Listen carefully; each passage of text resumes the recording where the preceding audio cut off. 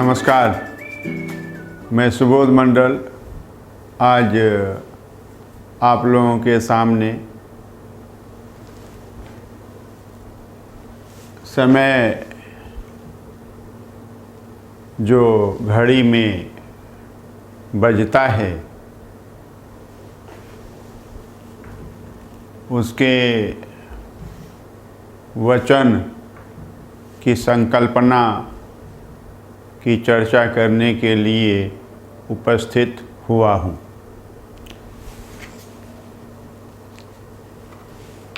एक वचन की जो संकल्पना है वह एक संख्या से संबंध रखती है और बहुवचन की जो संकल्पना है हिंदी में वह दो या दो से अधिक की संख्या से संबंध रखती। इस संकल्पना को अच्छी तरह से समझ लेने की ज़रूरत है। एक संख्या से संबंधित वस्तु एक वचन में कही जाएगी और दो या दो से अधिक संख्या से संबंधित वस्तु जो है वह बहुवचन में कही जाएगी। इसलिए घड़ी में पौने बजा है होगा या बजेगा या बजा था।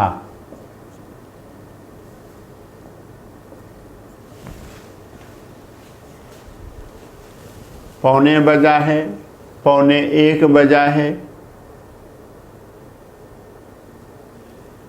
पौने बजेगा, पौने एक बजेगा या पौने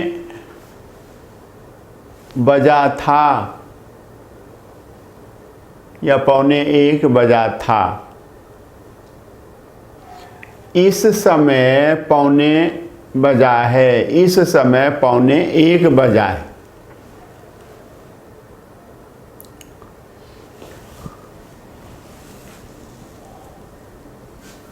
और उस समय पौने एक बजा था।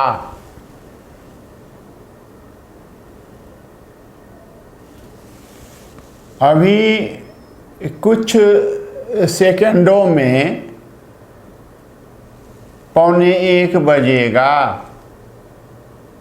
तो यह जो है एक वचन में पौने एक के बाद एक होगा, एक बजा है, एक बजेगा, एक बजा था। और फिर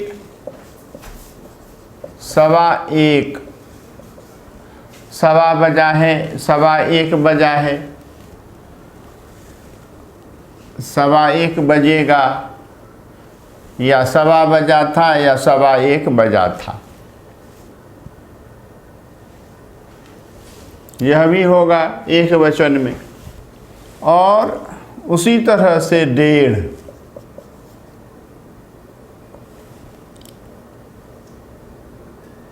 डेढ़ बजा है, डेढ़ बजेगा।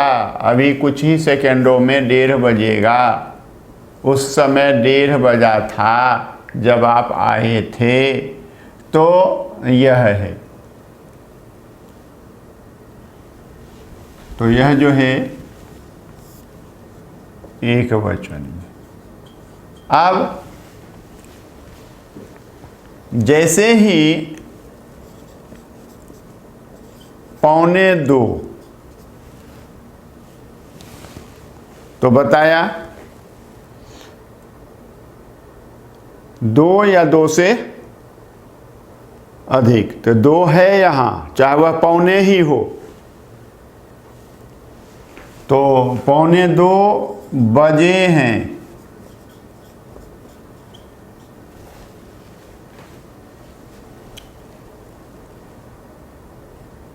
पौने 2 बजेंगे। पौने 2 बजे थे, उस समय 2:45 बजे थे।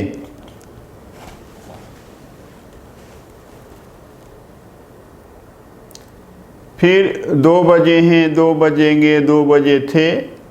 तो यह क्रम जो है, मतलब आपको समय में इतना ही समझना है कि 1:45 से लेकर के 1:30 तक एक वचन में, और फिर 2:45 बजे से लेकर के 12:30 बजे तक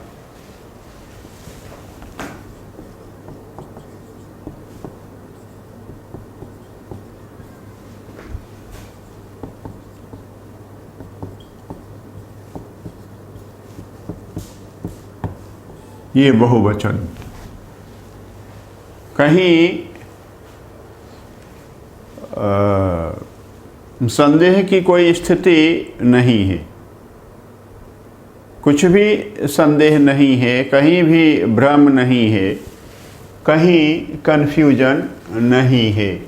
यह जो है हमने देखा है। और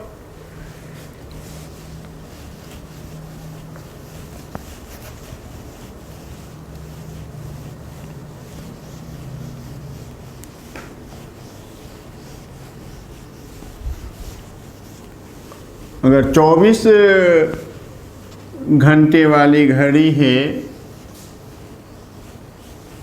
तो भी कहीं कोई दिक्कत नहीं है। वही 2:45 से लेकर के 1:30 बजे तक एक वचन में होगा, और 23:30 तक जो है वह बहुवचन में होगा। तो यह हमने देखा है। और अब संख्या में लिंग को देखना है, और देखेंगे कि 1 से लेकर के 100 तक की संख्या में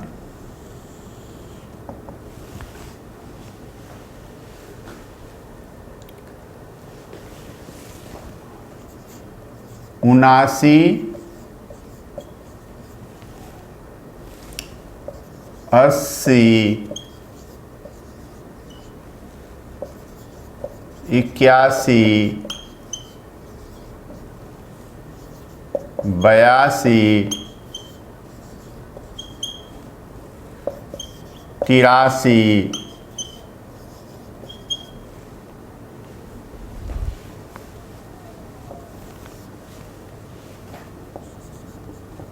84,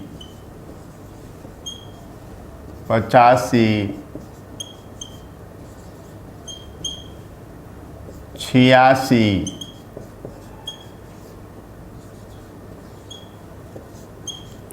87, 88,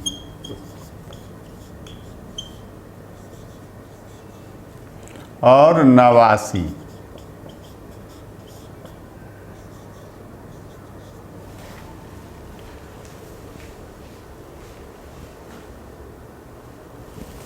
देखिए, इतनी ही संख्याएं जो हैं 1 से 100 तक में स्त्रीलिंग,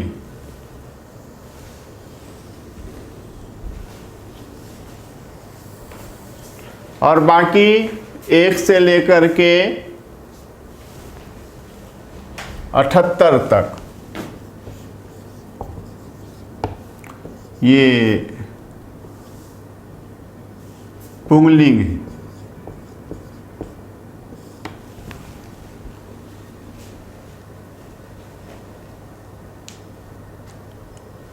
उसी तरह से 90 से लेकर के 100 तक ये भी पुंगलिंग है।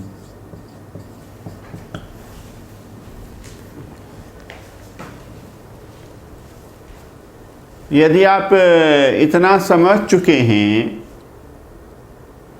तो आगे मुझे यह समझाने में दिक्कत नहीं होगी कि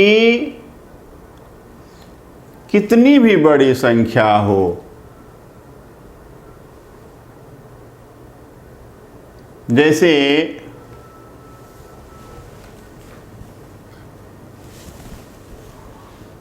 8504 है,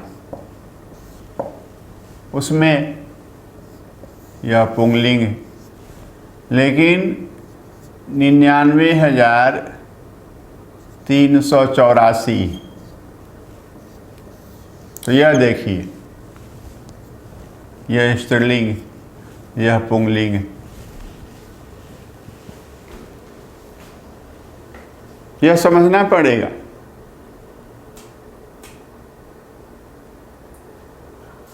जिस संख्या के अंत में 79, 80, 81, 82, 83, 84, 85, 86, 87, 88, 89 आए उसको स्त्रीलिंग कहेंगे और शेष सबको पुंगलिंग ही कहेंगे। संख्या में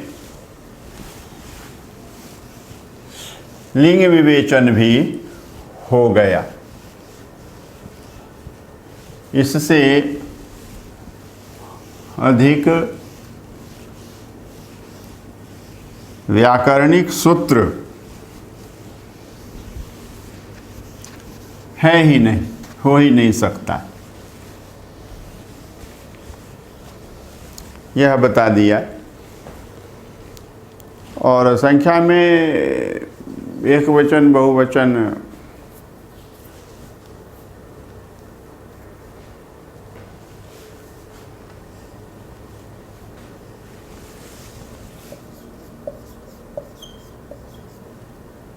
सब बहुवचन। 4444 में कितने चार हैं, कितनी चार हैं नहीं कहेंगे तो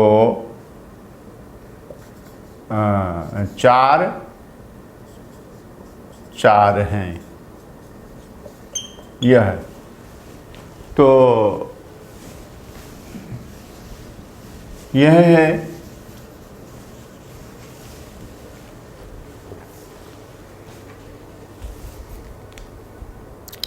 अक्षर में स्त्रीलिंग और पुंगलिंग की पहचान करेंगे तो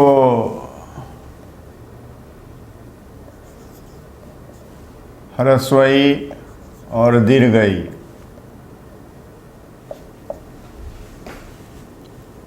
और फिर री, रीरी, लीरी और लीरी, ये ही बस स्त्रीवाची हैं। बाकी हिंदी के जितने भी वर्ण हैं, जितने भी अक्षर हैं, सभी पुरुषवाची।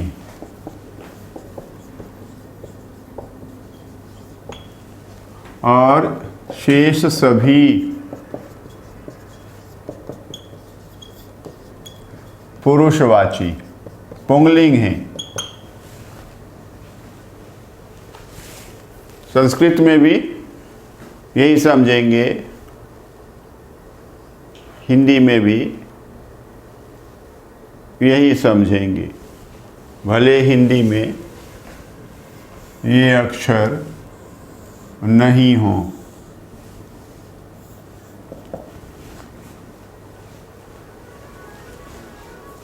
यह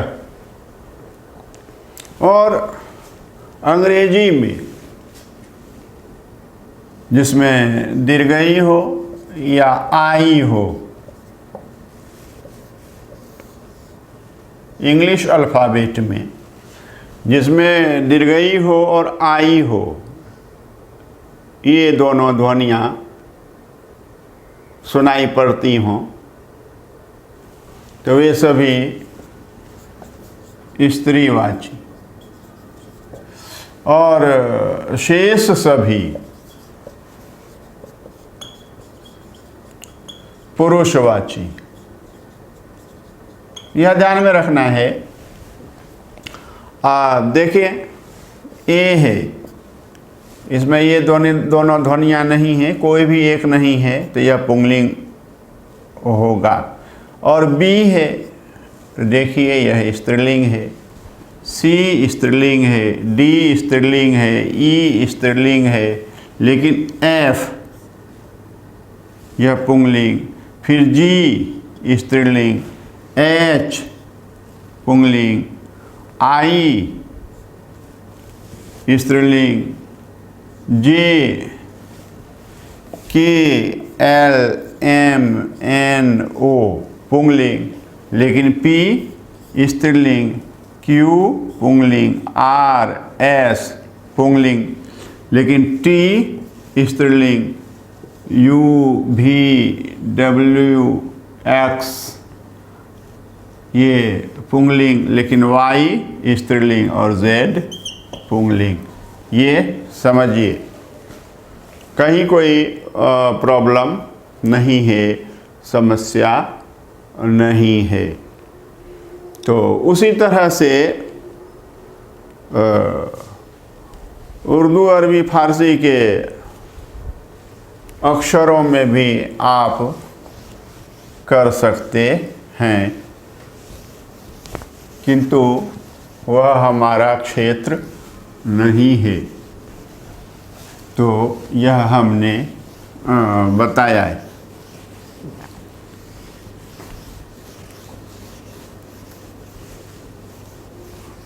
हमने अक्षरों में हिंदी के और संस्कृत के, लौकिक संस्कृत के और वैदिक संस्कृत के भी अक्षरों में लिंग का विवेचन किया है और संख्याओं में भी लिंग का विवेचन अच्छी तरह से किया है और समय सूचक जो संख्याएं हैं उनमें वचन का विवेचन किया है। बहुत बहुत धन्यवाद।